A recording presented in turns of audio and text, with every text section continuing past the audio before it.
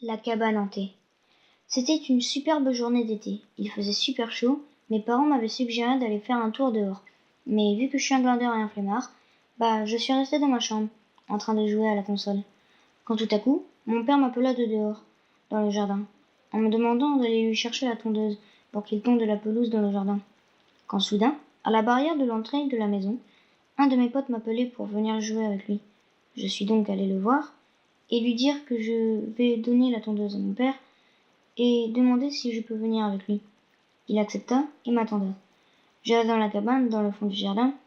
Je cherchai la tondeuse à gazon et la trouva. Elle était sous des planches en bois. J'enleva les planches en bois et tira la tondeuse vers moi.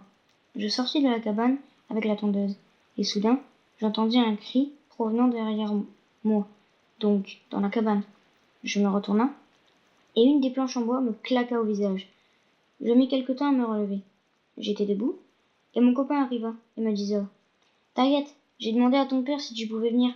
Il a dit oui. Donc alors, tu viens ou pas ?» Oui, oui, répondis-je. J'arrive. Dans la cabane, il y avait un miroir.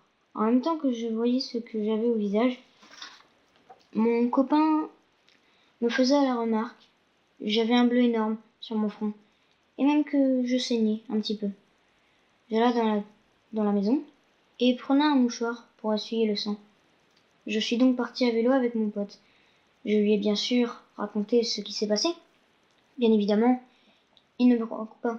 Alors, je lui ai proposé de venir dormir chez moi. Il téléphona à ses parents s'il pouvait. Ses parents accepta et je téléphona aux miens. Et ils acceptaient aussi. On alla chez lui, chez mon copain. Il prenait ses affaires et nous sommes allés chez moi. Il était 22h. Mes parents étaient au lit. J'ai proposé à mon pote de prendre ma caméra et d'aller voir cette nuit dans la cabane. Il accepta. On prena la caméra et alla dehors, dans la cabane. Mon copain rentra le premier. J'allais rentrer quand soudain la porte se ferma, juste avant que je rentre à mon tour. J'entendis des cris, des bruits sourds, comme si on frappait quelqu'un. Quand tout à coup, la tête de mon copain traversa la fenêtre de la cabane. J'essayai de le sortir de la cabane en le tirant vers moi. Il était en sang. Quand soudain, je vis par la fenêtre, cassée, une fumée qui formait un visage de peur, de terreur, de frisson, de mort, de ténèbres.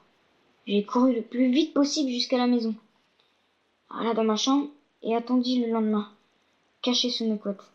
Le lendemain, j'alla dans la cabane. Mon pote était pendu et démembré. Je suis sûr que s'il serait encore vivant, cette fois, il me croirait.